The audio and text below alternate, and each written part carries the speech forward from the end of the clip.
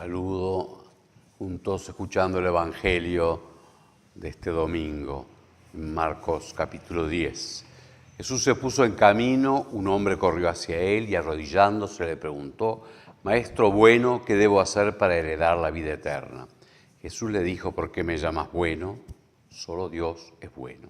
Tú conoces los mandamientos: no matarás, no cometerás adulterio, no robarás, no darás falso testimonio, no perjudicarás a nadie, honra a tu padre y a tu madre. El hombre respondió: Maestro, todo eso lo he cumplido desde mi juventud.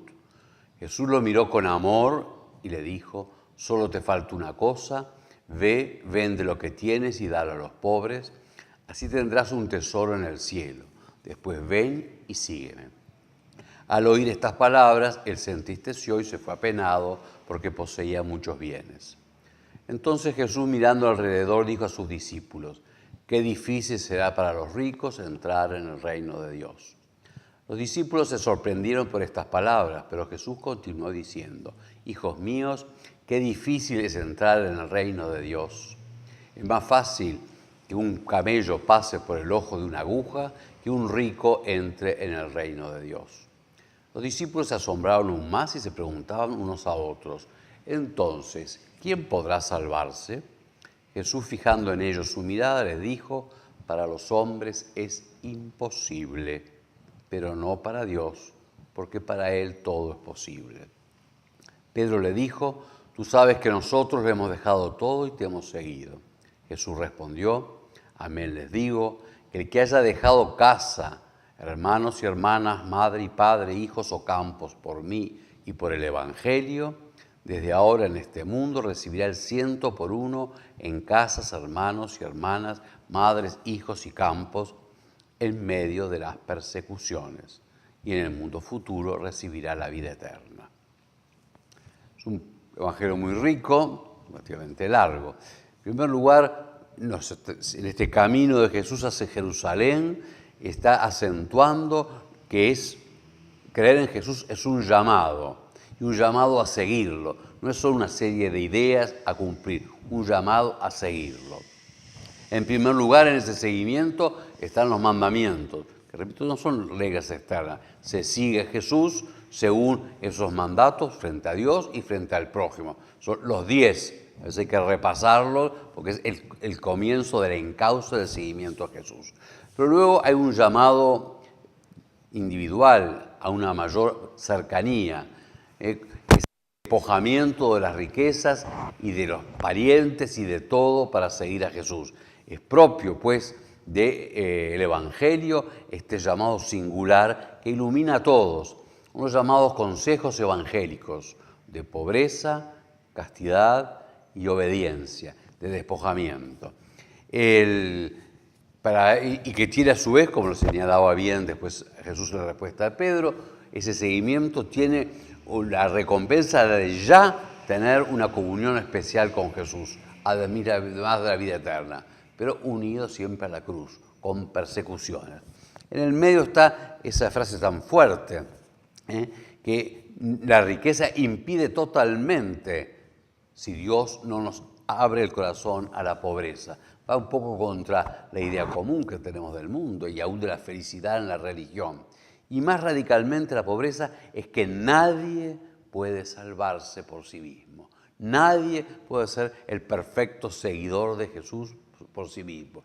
Está también, pues, la humildad radical, que quizás es la pobreza mayor del discípulo unido a Jesús humilde y pobre. No puedo. No es que no pueda nada, no es que no sea libre. Sin embargo, necesito el auxilio de Dios para ese despojamiento, para que Dios sea todo. Este llamado, digo, que tiene formas específicas, como puede ser en la vida religiosa, por lo tanto la autenticidad también de ese despojamiento, sin embargo, también es para todos.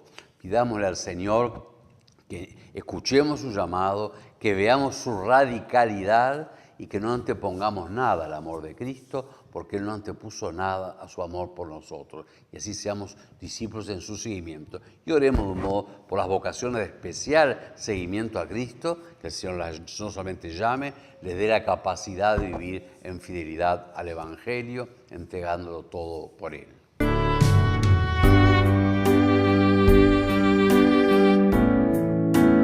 En nuestra conversación de hoy quisiera hablar de algo que vamos a hacer este domingo 14, la fiesta o jornada diocesana, que será en Villa Guadalupe, que es una propiedad de la diócesis, aquí a la entrada de Canelones por Ruta 5, una casa de retiros, de encuentros. Y esta fiesta diocesana, y a partir de ella hablar un poquito de la pertenencia en comunidad.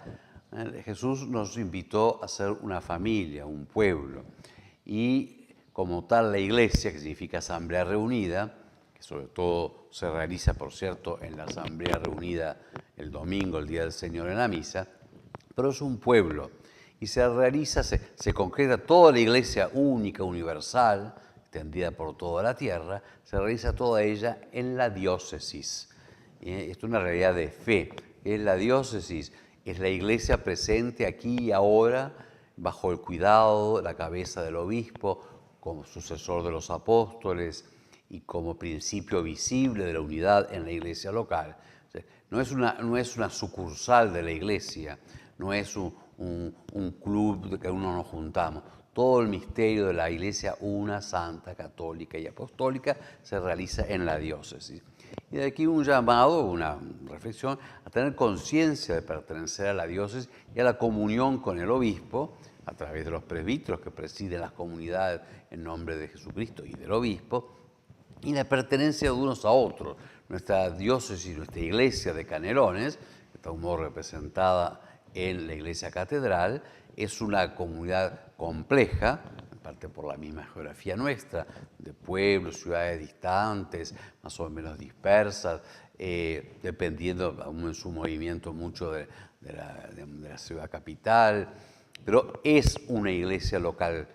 Se realiza todo el misterio de la iglesia como se realiza en la iglesia de Roma o en la iglesia de Nápoles. Entonces, el sentido de pertenencia a la iglesia, que ya digo, es comunión con el obispo, se realiza en cada Eucaristía, sobre todo dominical, pero también tiene esa parte de interrelación, de ser aún afectiva y aún de responsabilidad. Formamos la iglesia de Canelones, que el Señor ha convocado, y es bueno conocernos, querernos, interesarnos unos por otros, aún en las cuestiones prácticas. El obispo da directivas, vamos llevando un camino de la unidad de fe, de los mandamientos, lo que es común a toda iglesia, pero hay un camino particular porque es la iglesia aquí y ahora, en el espacio y en el tiempo, porque Cristo se ha encarnado y la iglesia se encarna en ella. De aquí que este tipo de realidades, como es la fiesta diocesana, como son algunos encuentros, a veces es más bien por regiones, pero siempre dentro de la diócesis, algunas celebraciones principales, como es la misa crismal en la Semana Santa, que es de toda la diócesis. Eso es importante abrirnos a vivir esa pertenencia a la comunidad diocesana, a la iglesia local, la iglesia de Dios, es la iglesia de Canelones.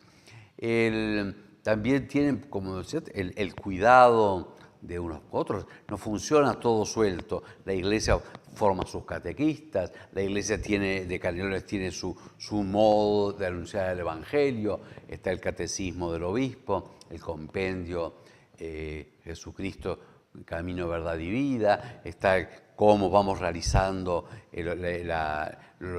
los sacramentos, la misión. Después se da en una cantidad de circunstancias, según de obras propias, parroquias, colegios, grupos, comunidades, movimientos, pero acentuar pues este sentido de pertenencia aún en lo económico, porque la iglesia tiene no solamente que mirar la capilla propia, la parroquia propia, hay que mirar el conjunto de la iglesia, hay que formar los seminaristas, hay que cuidar de los sacerdotes, hay que cuidar de los sacerdotes ancianos, hay que abrir obras, hay toda una vida de este pueblo orgánico, de esta comunidad orgánica, que tiene un sentido también familiar, de la importancia, aunque a veces de un poquito de trabajo, de esos encuentros, de encontrarnos con los otros que son mis hermanos en esta iglesia que peregrina en Canelones. Que a todos el Señor nos dé este sentido de familia de Dios aquí presente, de hermanos y hermanas en Cristo, en esta iglesia de Dios, esta iglesia canaria, esta iglesia que peregrina en Canelones.